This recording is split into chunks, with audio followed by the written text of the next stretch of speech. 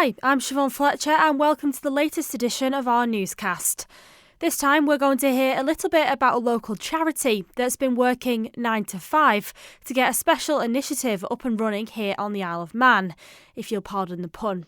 Dolly Parton's Imagination Library is a book gifting programme that posts free high-quality books to children from birth through to age 5, no matter their family's income. I'm Trish McDonough. I am one of the trustees of the Isle of Man Imagination Library. I'm Ange Callaghan and I'm one of the other trustees of the Dolly Parton Imagination Library. They're hoping to launch the scheme here, feeding into the country legend's dream that all children should grow up in a home full of books. I caught up with them to find out more.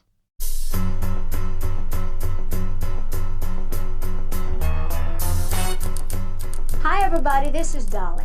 Before he passed away, my daddy told me that the Imagination Library probably was the most important thing I'd ever done. Now, I can't tell you how much that meant to me because I created the Imagination Library as a tribute to my daddy.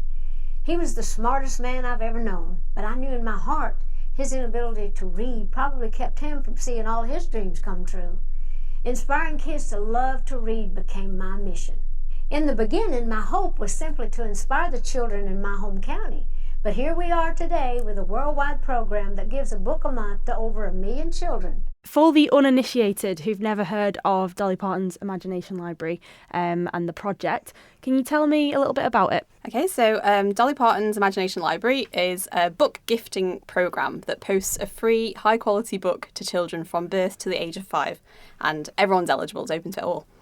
She opened it in her home county of Tennessee in 1995 in a way to bring back some money to her community.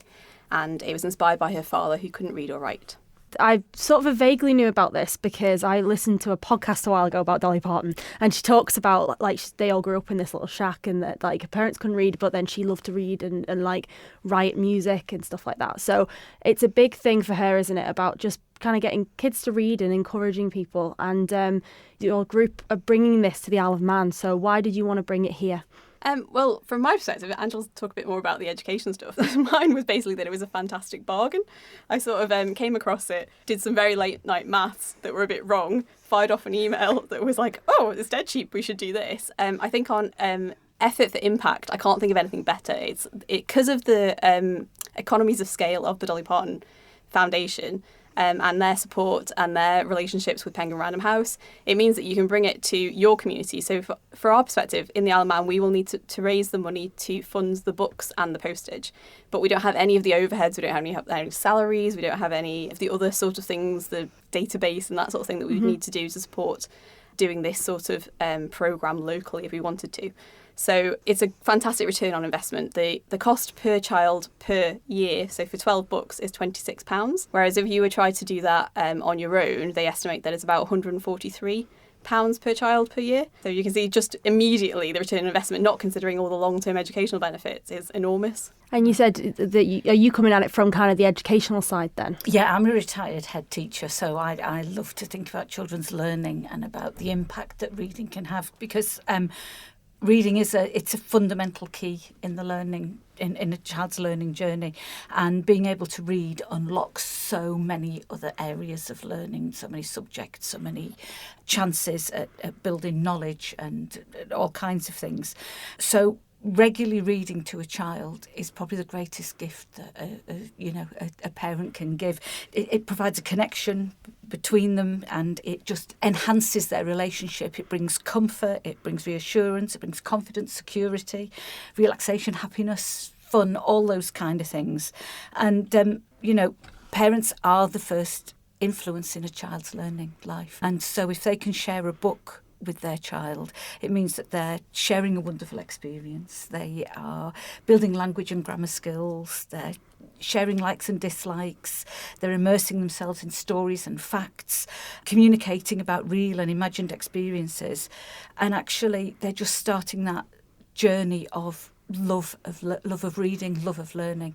And if we can help parents along that way by delivering a book every month addressed to the child, saying, Mummy, it's here, Daddy, let's read it together, then I think we're really going a long way towards supporting not only children's reading on the island, but also fostering those lovely relationships between parents. Bedtime stories. Who doesn't love a bedtime story?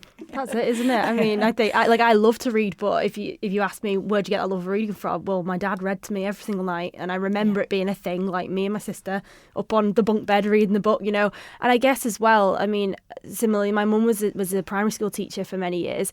You kind of see that difference between, kids who maybe have read from home and have got that grasp of reading a little bit earlier versus maybe kids who haven't read till they get to school. So it's just kind of helping these kids, give them that little first step, that little boost as they go. You're hoping that this project will just foster that more on the island as well. Absolutely. And I think a lot of the feedback from around the world, because it is around the world, it's Australia, it's America, it's everywhere, and that parents actually, instead of seeing reading as a chore, they are enjoying it themselves, and therefore it's just becoming one of those really lovely habits. Let's share a story together, let's share a book, let's talk about it. And that's amazing. If we can foster positive habits like that, then I just think it's a winner. I love this. And you said, so you sort of saw this project and thought, oh, this is a great idea. So then getting it off the ground then, how are you hoping to launch it here? We've got a stall coming up on Tynwald Day. What's the next steps then for the group? Well, Tynwald Day, as you say, social media, we are a little bit unsure about how to get the money. So we need to raise, we need to raise about £90,000 a year to run it. Our target is about 65%. We're hoping to get a 65% uptick. So if we can get that money for the first year, then we'll open registrations and people will be able to just register and get the books. So there's different sort of ideas. We quite like to do it. Crowdsourcing, we've already got a website up and you can make donations on that. And we've already had a few coming in. People just feel like it sounds fantastic. And here's £26 for one child for 1 year. But I think we'll probably need to be talking to a few corporates, a few people with deep pockets to see if we can get some money that way. If somebody wants to kind of sponsor a child, if there's any grandparents out there that think I'd love to sponsor my children, for 1 year it's £26. For the 5 years it would be about £130. And what we want to ensure is that we have enough funds, don't we, for any child we enrol, and it's up to parents to enrol, and we can talk about that more in a minute. But for any child that we enrol, we want to be able to see them through to the age of 5. Kind of graduate the scheme, I think it's called, isn't it? Yeah. Perfect. So you said people can reach out then if they're interested in their child, accessing this as well. Yeah, you said you've already started to get some interest. So this is something then that's being sort of welcomed with open arms then. Yeah, it appears to be. And it's funny because I always think that we always have these ideas, especially on the Isle of Man, and they're either going to be, people are going to be well receive them or they're going to flop. And I don't always seem to know. But so far, this one seems to be, everyone seems to be very positive, yourself included. So yeah, we're optimistic, and we do have a little stall on Tynwald Day. We're going to have a little reading nook. We've got a cut-out Dolly Parton. People can come in, meet Dolly, taken, yeah, and yeah, hopefully. So we have a few irons in the fire regarding fundraising, which haven't come to fruition yet, so we're not going to share anything yet. But if anybody is interested, we'd love them to get in touch. Anybody who would like to give a one-off payment, would like to, sponsor ongoing, that would be absolutely fabulous. And we don't want to open registration fully until we do have the funds, as we've said. But with the interest that we've got, I think we're feeling very positive that we can get it off the ground. We also want to talk to the local bookshops. We're going to meet with Desk because they know of the scheme. So just to, raise awareness with everybody so that everybody knows that it's happening. And then we can get more support through that, hopefully.